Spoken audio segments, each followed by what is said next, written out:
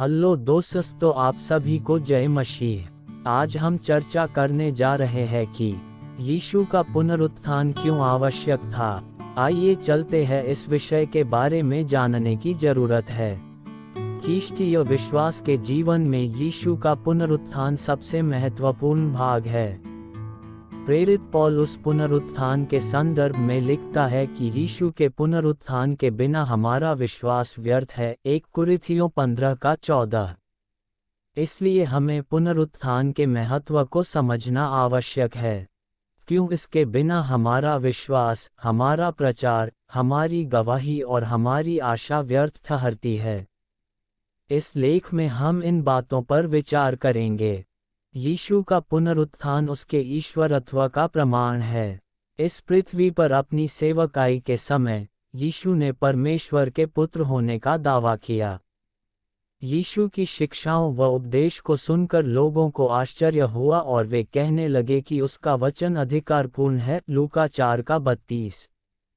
मरकुस रचित सुसमाचार में हम पाते हैं कि यीशु परमेश्वर का पुत्र है और वह अधिकार के साथ शिक्षा देता है, चंगाई करता है, शुद्ध करता है और पापों को क्षमा करता है। मरकुस 1:2। पवित्र शास्त्र में हम यह भी पाते हैं कि क्रूस पर यीशु को प्राण छोड़ते हुए देखकर वहां खड़े हुए सूबेदार ने कहा, सचमुच यह मनुष्य परमेश्वर का पुत्र था। मरकुस 15:39। हमारे उद्धार के निमित्त यीशु का पुनरुत्थान आवश्यक था और परमेश्वर की मनसा के अनुसार था।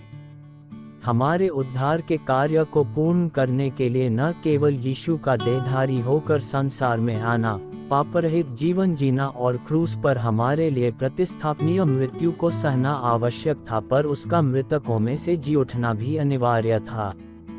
यीशु ने हमारे उद्धार के कार्य को अधूरा नहीं रखा, परंतु पुनरुत्थान के द्वारा उसने उसे पूरा भी किया।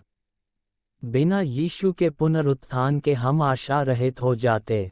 रोमियो 5:10 में लिखा है, क्योंकि बैरी होने की दशा में तो उसके पुत्र की मृत्यु के द्वारा हमारा मेल परमेश्वर के साथ हुआ, फिर मेल हो जाने पर उसके जीवन के कारण हम उद्धार क्यों न पाएंगे। हमारे उद्धार के लिए यीशु का पुनरुत्थान किसी मनुष्य की इच्छा के अनुसार नहीं हुआ, पर यह परमेश्वर की योजना के अनुसार था। प्रेरित पतरस पिन्तेकुस्त के दिन लोगों के मध्य खड़ा हुआ और ऊंचे शब्द में प्रचार करते हुए कहने लगा कि यीशु का पकड़वाया जाना, उसकी मृत्यु और उसका पुनरुत्थान परमेश्वर की मनसा के अनुसार था, क्योंकि यह असंभव था कि वह मृत्यु के वश में रहता। प्रेरितों के काम 2:23 और 24। हमारे उद्धार के कार्य को पूर्ण करने के लिए न केवल यीशु का देहधारी होकर संसार में आना, पापरहित जीवन जीना और क्रूस पर हमारे लिए प्रतिस्थापनीय मृत्यु को सहना आवश्यक था, पर उसका मृतकों में से जी उठना भी अनिवार्य था।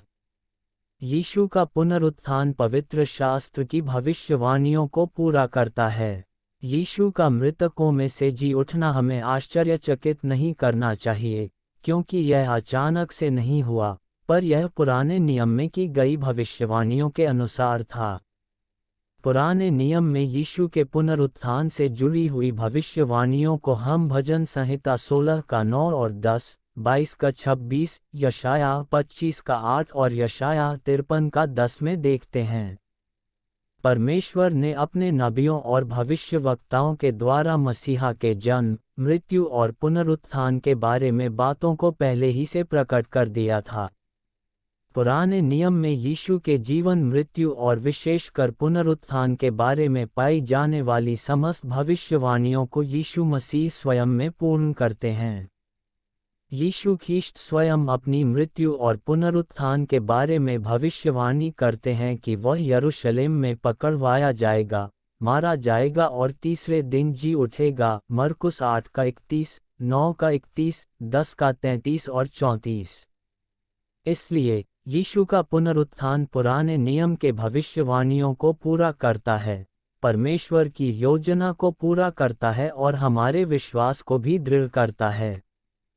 हमारा विश्वास उन बातों के ऊपर नहीं है जो काल्पनिक हैं, जो अप्रत्याशित है या फिर अस्थिर है। हमारा विश्वास परमेश्वर के उन वचनों पर आधारित है जो स्थिर है, विश्वासयोग्य है और सत्य है। यीशु का पुनरुत्थान हमें जीवित आशा देता है। यीशु के पुनरुत्थान के द्वारा हमारे पास एक जीवित और धन्य आशा है। 1 पत्रस 1:3 के अनुसार यीशु ख्रीष्ट के मरे हुओं में से जी उठने के द्वारा परमेश्वर पिता ने अपनी बड़ी दया से हमें जीवित आशा के लिए नया जन्म दिया। यह आशा हमारे भौतिक सांसारिक आशीषों की प्रतिज्ञा नहीं है या फिर अच्छे स्वास्थ्य और नौकरी की आशा नहीं है। यह उससे कहीं अधिक बड़ा और विशाल है। यह आशा हमें अनंत जीवन की आशा देता है। इस आशा में हम आनंदित होते हैं, क्योंकि अब हम निश्चिंत हैं कि हमारे पापों की क्षमा हो गई है। हम परमेश्वर की संतान ठहराए जा चुके हैं। हमारे ऊपर अब दंड की आज्ञा नहीं है। हमारी मजदूरी अब मृत्यु नहीं है। अब हम इस धन्य और जीवित आशा के साथ जीते हैं कि एक दिन हम भी जिलाए जाएंगे, जैसा कि ख्रीष्ट भी जिलाया गया है। जैसे आदम में सब मरते हैं, वैसा ही ख्रीष्ट में सब जिलाए जाएंगे। 1 कुरिन्थियों 15:21। क्योंकि यीशु ख्रीष्ट स्वयं यूहन्ना 11:25 में इस बात का दावा कर रहे हैं कि पुनरुत्थान और जीवन में ही हूँ, जो कोई मुझ पर विश्वास करता है, यदि मर भी जाए फिर भी जिएगा। अतः जब हम यीशु के पुनरुत्थान के सत्य को और उसके महत्व को समझते हैं, तो हम अपने जीवन में परमेश्वर के प्रति आज्ञाकारिता को और भी गंभीरता से लें। रोमियो 6:4 के अनुसार, क्योंकि ख्रीष्ट मरे हुओं में से जिलाया गया, वैसे ही हम भी नए जीवन की सी चाल चलें।